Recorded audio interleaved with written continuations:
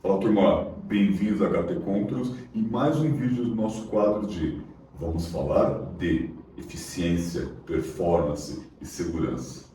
Nesse vídeo a gente vai falar do sistema de refrigeração e de compressão de vapor, onde eu vou enquadrar ele num gráfico de pressão e energia. E lá a gente vai mostrar a performance, lá a gente vai mostrar a eficiência e lá a gente vai mostrar também as perdas. Bom, continuando no vídeo.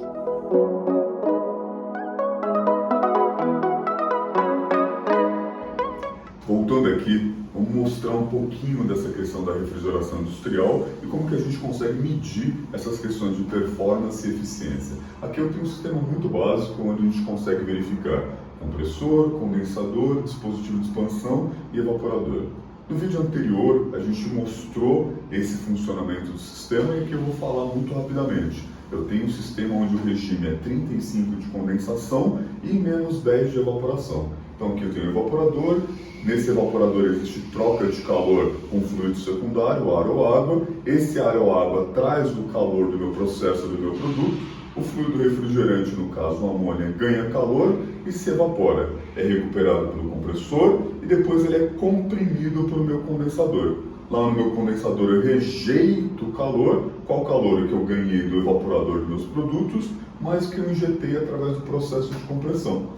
Rejeito para quê? Ou por ar ou por água, depende do tipo de construtivo do meu condensador. Então, seja ele um evaporativo, seja uma placa, seja um tuboletado.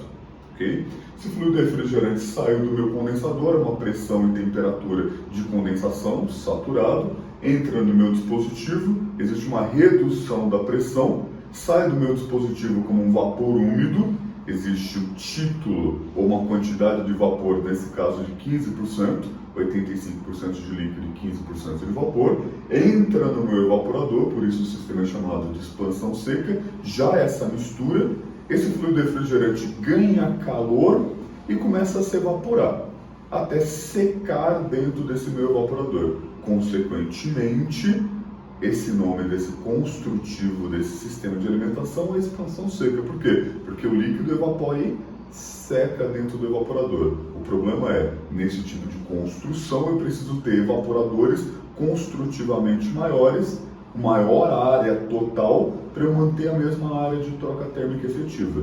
Hoje, com novos evaporadores, novas formas construtivas, principalmente na refrigeração industrial, você tem o quê? Um sistema onde dentro dos tubos ele é ranhurado.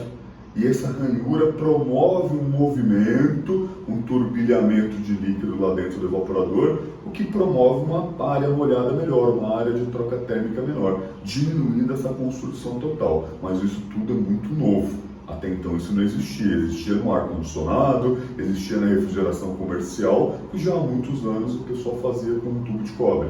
Mas em refrigeração industrial, com um tubo de aço ou com um tubo de inox, isso não existia até então. Ok? Bom, dentro desse sistema eu vou colocar ele dentro desse gráfico. E aí sim eu vou falar com um pouco mais de detalhamento. Detalhamento do que? Do superaquecimento de sucção, do superaquecimento da descarga, do flash gas e das questões de eficiência do meu sistema.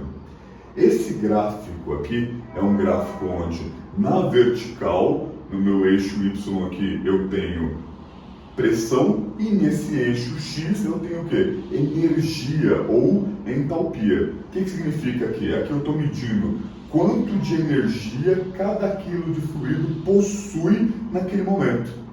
E aí eu vou fazer o quê? Colocar o meu sistema. Nesse meu sistema, como eu falei, ele tem um regime de menos 10 de evaporação. Então tá aqui, ó, menos 10 de evaporação e 35 de condensação. Então eu vou lá e verifico qual que é a pressão de saturação a 35 graus. É 12,48. Qual que é a pressão de evaporação a menos 10? É 1,89. Então tem essas duas linhas horizontais que é o quê? Meu regime de funcionamento. Se eu olhar esse gráfico, você percebe que parece um dedão aqui, na verdade uma onda. Nessa onda eu tenho a crista da onda, que é chamado ponto crítico. Desse lado aqui, ó, essa linha desse lado é chamado linha de líquido saturado. Qualquer ponto que eu tiver em cima dessa linha aqui, ele é líquido saturado. É um líquido que está na pressão e temperatura da mudança de estado físico. Então ele é um líquido saturado.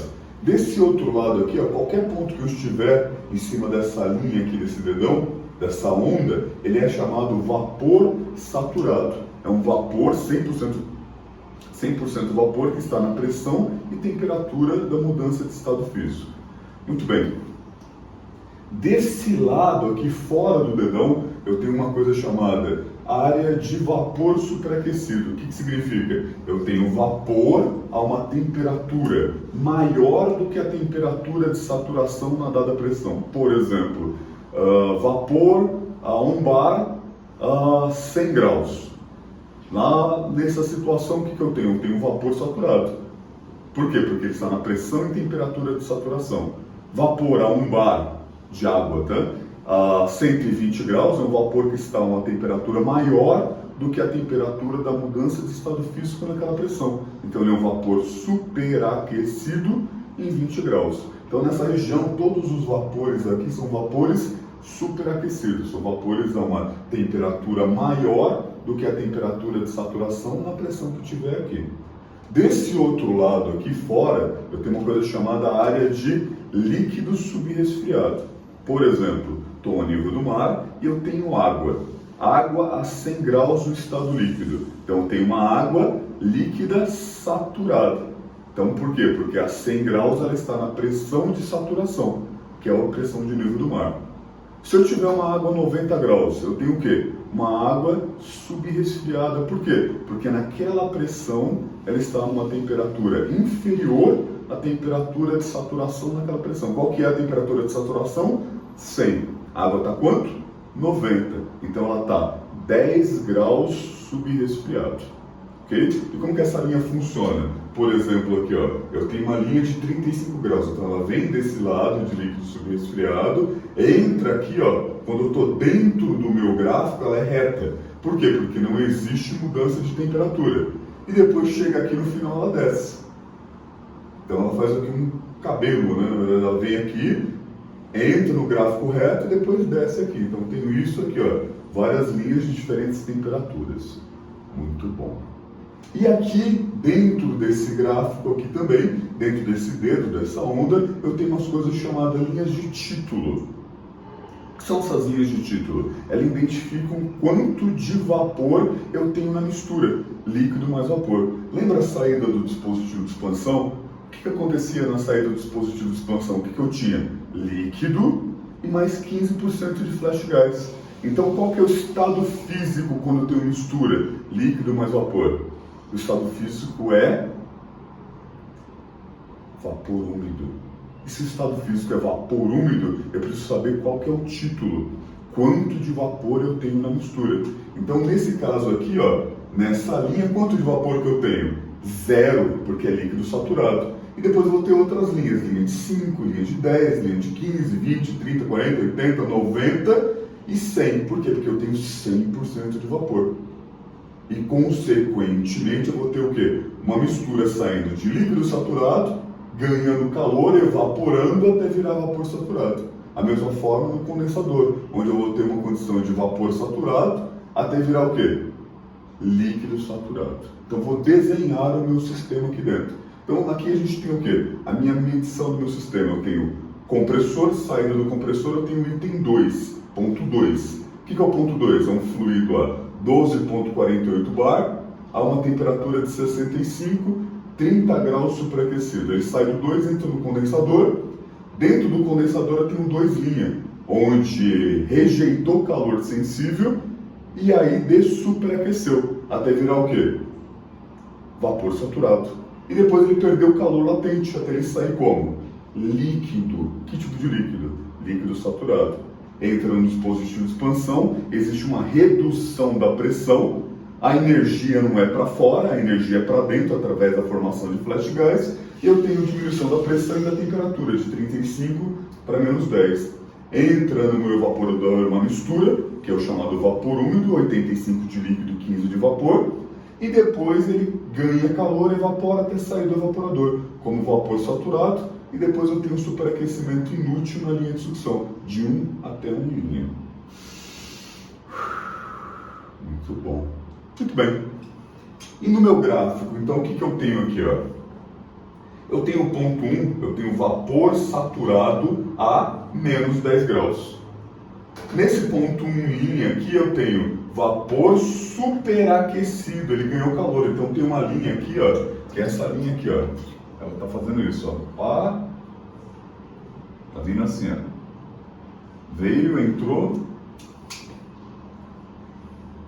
e fez isso, desceu aqui. É a linha de quanto? Nesse caso aqui é a linha de 5 graus. Então aqui eu tenho a linha de menos 10, entrou e desceu aqui. Aqui eu tenho a linha de menos 5.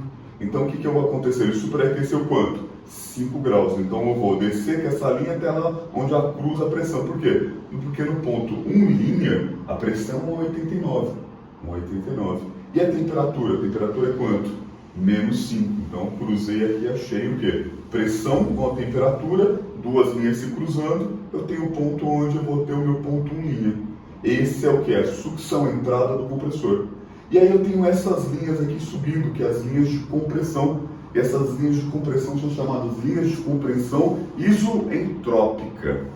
Nessas linhas de compressão de isoentropia, de mesma entropia, ela pega aqui, ela sobe, é lógico, quanto maior essas linhas, elas estão mais deitadas. E ela vai entrar em linha e vai sair no ponto 2, onde ele vai cruzar a linha de isoentrópica com a pressão de 12,48. Aí eu vou achar o ponto 2, que é o ponto da descarga, onde a temperatura eu acabei de medir, acabei de verificar aqui que é quanto? 65 graus.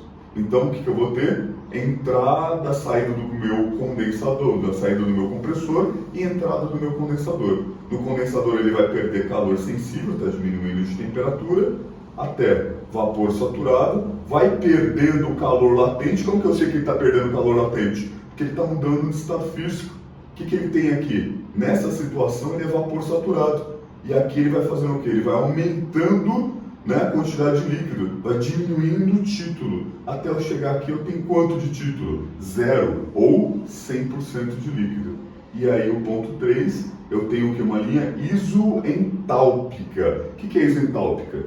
Mesma entalpia. Por quê? Porque do 3 ao 4, que é o meu dispositivo de expansão, não existe rejeição de calor para fora. Existe a mesma energia na entrada e na saída. O que existe é o quê? Evaporação do flash gas. Então o calor não vai para fora, vai para o próprio dispositivo lá dentro, para o fluido de flash gas que evapora. Então quando eu baixei a pressão de 3 para 4, o que vai acontecer? Eu cruzei com minha linha de pressão, eu vou ter o quê? A saída do dispositivo de expansão. E acabei de medir aqui, ó. Verifiquei que o título desse fluido é quanto? 15%. Então eu tenho um título ou o meu flash gas de 15%. E aí o fluido entra no evaporador, ganha calor latente, vai evaporando e vai fazendo o quê? Aumentando o título, aumentando a quantidade de vapor até ter 100% de vapor. Nesse caso aqui, uma coisa importante a fazer é exatamente o seguinte: qual que é o meu evaporador? 4 até 1. O que significa? Quanto de calor que ele ganhou? Ele ganhou a quantidade de calor, ele começou no 4 com uma quantidade de energia e ganhou energia e saiu no ponto 1. O que eu tenho no meu compressor? Entra no 1 e sai no 2, então eu tive que injetar energia aqui. Veio da onde? Motor elétrico, processo de compressão. E o condensador, o que é o condensador? De 2 até 3. O que o condensador faz? Rejeita o calor que eu ganhei do evaporador, mas que eu injetei no processo de compressão. Ok? Esse é o circuito básico e esse daqui é um gráfico pressão-entalpia básica, onde a gente começa a falar sobre refrigeração industrial. Bom, nesse vídeo, para ele também não ficar tão longo, a gente deu essa introdução. No próximo vídeo a gente vai falar o quê? Eu vou começar a operar. Eu vou começar a mexer no superaquecimento útil dentro do evaporador, inútil na sua linha de sucção. Vou começar a trabalhar com subresfriamento dentro do condensador ou com o economizer e vou começar a alterar algumas coisas. Vou ver o que vai acontecer com a sua temperatura da descarga, vou ver com a quantidade de energia que eu vou estar tendo que injetar dentro do meu compressor através do motor elétrico e vamos efetivamente começar a falar de eficiência e performance. Fique ligado, a gente se vê no próximo vídeo. Forte abraço.